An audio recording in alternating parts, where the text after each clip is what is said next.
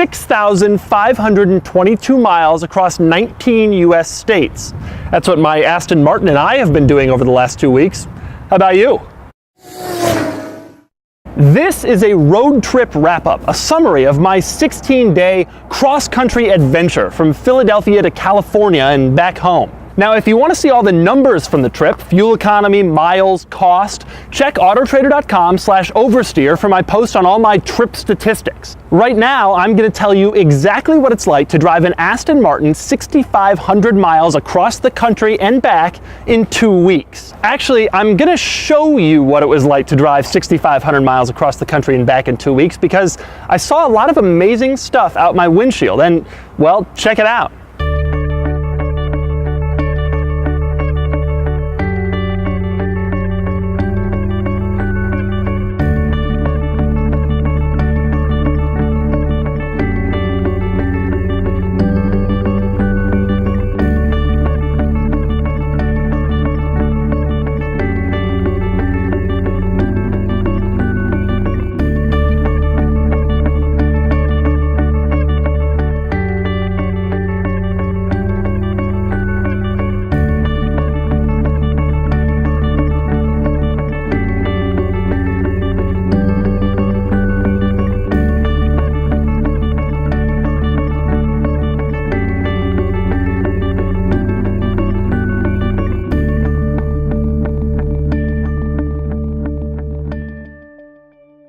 But it wasn't all scenery. A couple of other interesting things happened on my trip, none of which involved a breakdown. This car was flawless, although I did have to stop at Maury's Luxury Auto in Minneapolis in order to replace my brake pads. This turned out to be a blessing in disguise because I got to check out the unbelievable cars available for rent at Maury's Heritage Car Connection, where I hope to return very soon.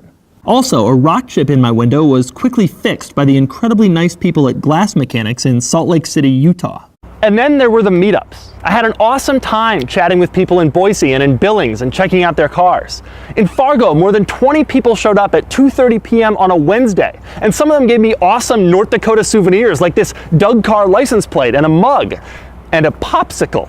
And I spent hours chatting with people and checking out cars in Cleveland and in Chicago, where the meetups attracted more than 150 people each. And then there was Minneapolis. Despite the threat of rain and 2 separate location changes, more than 150 of you showed up and gave me an incredibly warm welcome.